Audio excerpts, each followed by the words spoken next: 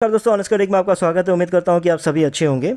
जैसे कि Arabic webinar हो गया है तो उसमें से क्या मुद्दे और क्या बातें आप लोगों के लिए इंपॉर्टेंट निकल के आई है, इसी में इस वीडियो को हम डिस्कस करने जा रहे हैं। प्लस उस बातों को एनालिसिस करके भी आप लोगों को बताऊंगा।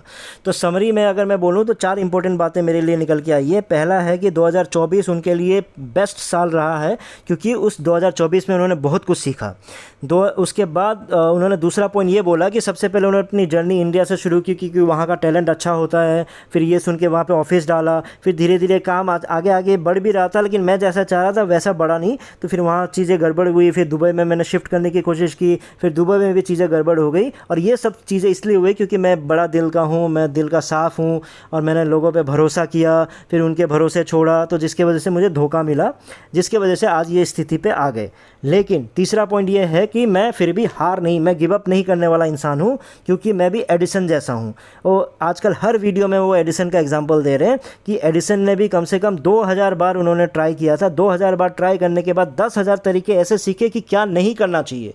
तो क्या एडिसन जब 700 नंबर का एक्सपेरिमेंट कर रहे थे, अगर वो हार मान जाता तो क्या आज इतना कुछ हो पाता? जो मानवता के नाम पे उन्होंने इतना बड़ा बड़ा एक्सपेरिमेंट किया, इतना बड़ा बड़ा इन्वेंशन किया, क्या वो कर पाते? क्या 800 नंबर का जब एक्सपेरिमेंट कर रहे थे तब फेल हो जाता, तब फेल होने के बाद थक जाता, तो क्या इतना चीज़ें आगे बढ़ पाता? नहीं बढ़ पाता। तो मेरे भी कितने हुए, 20 फेलियर, 30 फेलियर, ठीक है, अभी भी हमारे पास बहुत स्कोप है, अभी भी हम आगे बढ़ सकते हैं। इसलिए उन्होंने ये चौथे पॉइंट में ये बोला कि अब क्या है कि ऑन पैसिव में सालों लग सकते हैं, महीनों लग सकते हैं। तो इसलिए हम एक नया चैप्टर शुरू करने जा रहे हैं जिसमें आप लोगों का साथ चाहिए होगा। तो यही बातें ऐश ने 4 इंपॉर्टेंट बातें उन्होंने बताई है। अब हमारे मुद्दों पे आ जाते हैं। तो सबसे पहली बात है कि 2024 आपके लिए बेस्ट साल रहा। तो वैसे ही 2010 में जब आपने ऐश मैक्स बनाया था, तो ऐश मैक्स को अपने लाखों लोगों को फंसाने के बाद, गरीबों को पैसा उड़ाने के बाद, आपने 2011 में या 12 में आपने उसको बंद कर दिया। जब 11-12 में बंद कर दिया तो डेफिनेट सी बात है कि 2011 आपके लिए बेस्ट साल रहा होगा, क्योंकि आपने 2010 में शुरू करने के बाद 2011 में बहुत कुछ सीखा होगा।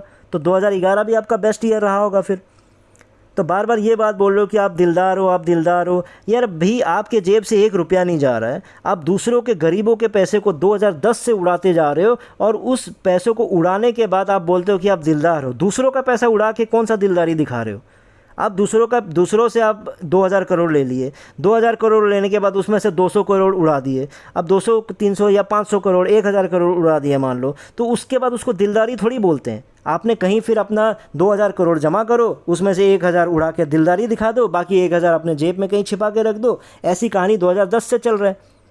दिलदारी तो तब होता ना जब तुम अपने जेब का पैसा उड़ाते, फिर बोलते देखो मैंने एक्सपेरिमेंट किया था, सफल नहीं हुआ, इतने पैसे लूट के, कोई बात नहीं, मैं दिलदार इंसान हूं, मैं दोबारा कोशिश करूंगा।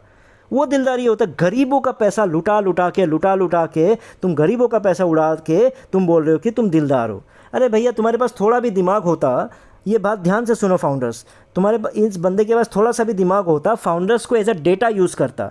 डेटा मतलब डेटा का कितना वैल्यू है। जैसे पाई मैंने एग्जांपल दिया था, पाई आज लाखों लोगों को लखपति करोड़पति बना दिया। 1 रुपया किसी से नहीं लिया था, लेकिन वो कैसे बने लखपति करोड़पति? क्यों बने? डेटा के चक्कर में लोग उससे जुड़े।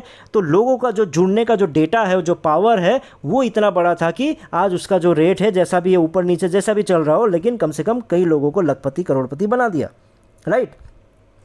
तो यही चीज़ तुमको करना चाहिए था कि भैया तुमने 14 लाख लोगों को जोड़ा, और तुम्हारा खासियत देखो, 14 लाख लोगों ने 8-8, 9-9 हज़ार दिए, जिसका मतलब है ये डेटा बहुत ही सॉलिड डेटा है। ये कोई अगड़म बगड़म डेटा नहीं था, क्योंकि अगड़म बगड़म डेटा क्या होता है? यार जुड़ के देख लेते फ्री तो है, जुड़ के देख लेते फ्री तो है, वो आपका अगड़म बगड़म डेटा होता है। आपके डेटा 14 लाख लोग जो बोल रहे हो, वो 9,000, 8,000 दे के जुड़े, मतलब कितना सीरियस डेटा है। इस डेटा को आप जो बार बार यूज़ करने की कोशिश करते हो, लेकिन यूज़ नहीं कर पा रहे हो, क्योंकि आपको क्या करना चाहिए था? ये किसी भी बंदे, अगर आपके पास सच में ऐसा कोई प्लान होता, जो दुनिया का अनोखा प्लान था या पेटेंटेड प्लान हो सकता था, जिसके वजह से गरीबों का उद्धार हो सकता था ना, अगर वो प्लान लेके आप किसी भी इन्वेस्टर्स के पास जाते, पहले पेटेंट कराते, पहले उस प्लान को पेटेंट कराते, पेटेंट कराने के बाद किसी भी इन्वेस्टर के पास जाते और प्रॉपर तरीके से उसको नेगोशिएट करते कि मैं प्लान डेफिनेटली ऐसा नहीं बताऊंगा, आधा अधूरा बता रहा हूं आपको, क्योंकि इस तरह की चीज़ें हैं, आप इन्वेस्ट करो, गरीबों का ह्यूमैनिटी के लिए हम काम कर रहे हैं। तो कई लाखों इन्वेस्टर आपके पास आ जाते हैं कि थोड़ा डाल दो, थोड़ा डाल दो। क्यों? क्योंकि हम भी गरीबों का उद्धार करना चाहते हैं, और उनमें से थोड़ा बहुत कमा लेने से ठीक है। तो ऐसा करते तो कम से कम आप जो दोबारा जो गरीबों का पैसा लूटने के लिए आप जो ट्रैफिक का कहानी लेके आए थे ना, वो नहीं करना पड़ता। लेकिन आपने जानबूझ के ऐसा नहीं किया क्योंकि आपको पता था कि आपके पास सिर्फ एक MLM प्लान था। क्या प्लान था? आप अगर सच में किसी इन्वेस्टर को प्लान बता देते ना, ढंग के इन्वेस्टर को, वो बोलता यार पहली फुर्सत पर तू निकल ले, ये कौन सा प्लान आ गया? वो कनेक्ट वीडियो कॉन्फ्रेंसिंग टूल बना दिया, हम इसको भी बेचेंगे उसको भी बेचेंगे, जिसको नहीं चाहिए रिक्शा वाले को भी बेचेंगे, ऑटो चला रहा है उसको भी बेच देंगे, सब्जी वाले को भी बेच देंगे, कोई मतलब नहीं है, उसमें से 25% कमीशन बांटते रहेंगे। ये कोई प्लान हो गया? ऐसे थोड़ी गरीबों का उद्धार हो सकता है। तो आपके पास यही प्लान था जिसकी वजह से आप इन्वेस्टर्स के पास जा नहीं सकते थे। तो ये बात आप बेवकूफ़, जो ये अपना बेवकूफ़ी वाली बात तो मानने को रेडी नहीं हो।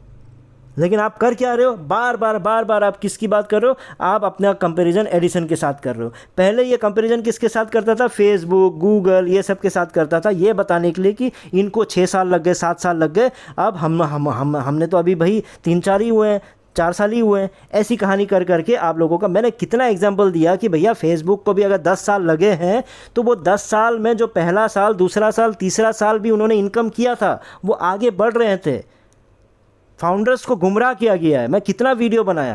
पहले इनको समय चाहिए था तो ये क्या करते थे? फेसबुक, गूगल का एग्जांपल देने लग जाते थे। मैंने उनको वही समझाया कि फेसबुक अगर आज 10th में टॉपर बना है तो 10th में इसलिए टॉपर बना है कि क्लास 1 उसने हो सकता है किसी में कम आया हो, किसी में ज़्यादा आया हो, लेकिन क्लास 1 उसने पास किया, क्लास 2 में भी थोड़ा सा ऊपर नीचे हुआ, फिर कैसे भी करके पास हुआ। तो क्लास 1, 2, 3, 4, 5 पास कर करके वो 10th में टॉपर बना है।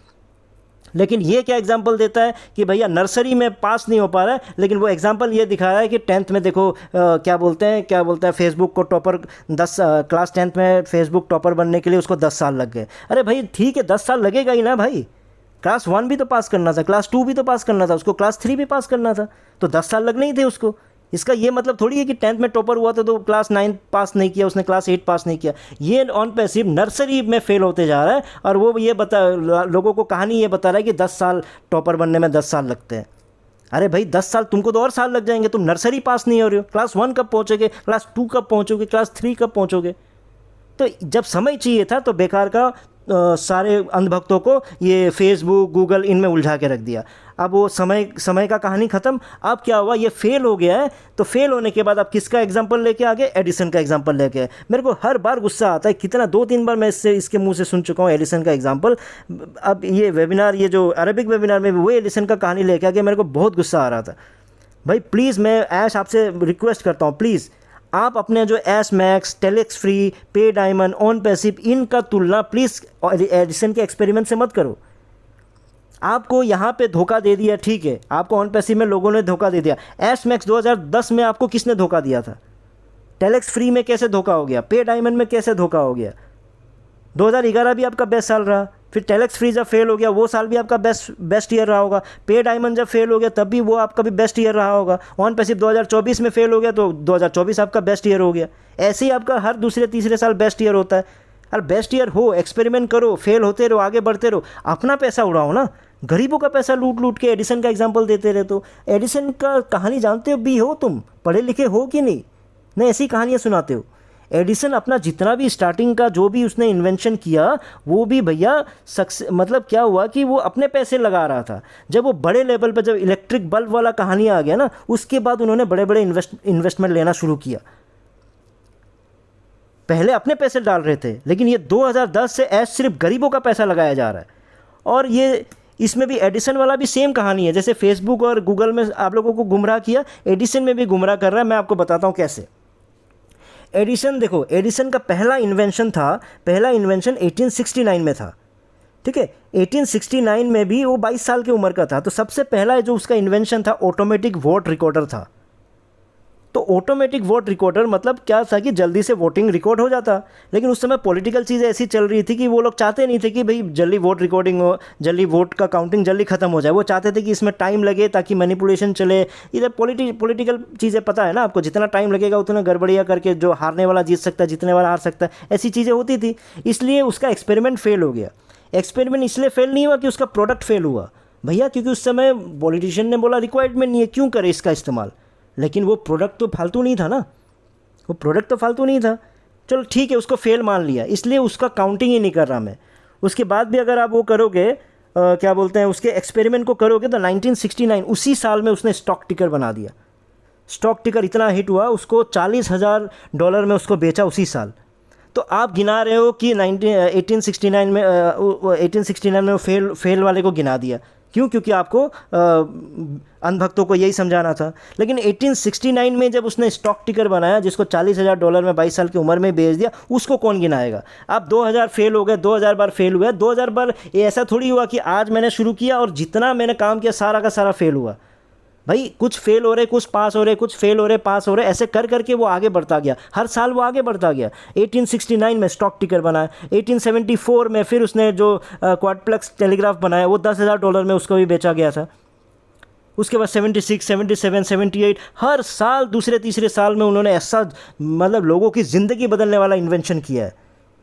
फेल भी बहुतों में हुआ, लेकिन भैया उसी फेल में ही उसी साल में उन्होंने बहुत सारा पास भी किया है, तब जाके आगे बढ़ा ना। अब नर्सरी पास नहीं कर रहे हो, क्लास 1 से मतलब नहीं है, 2 से पास नहीं है, 2 से मतलब नहीं है, क्लास 3 से मतलब नहीं है, लेकिन आपको क्या है, क्लास 10 में टॉपर बनना है।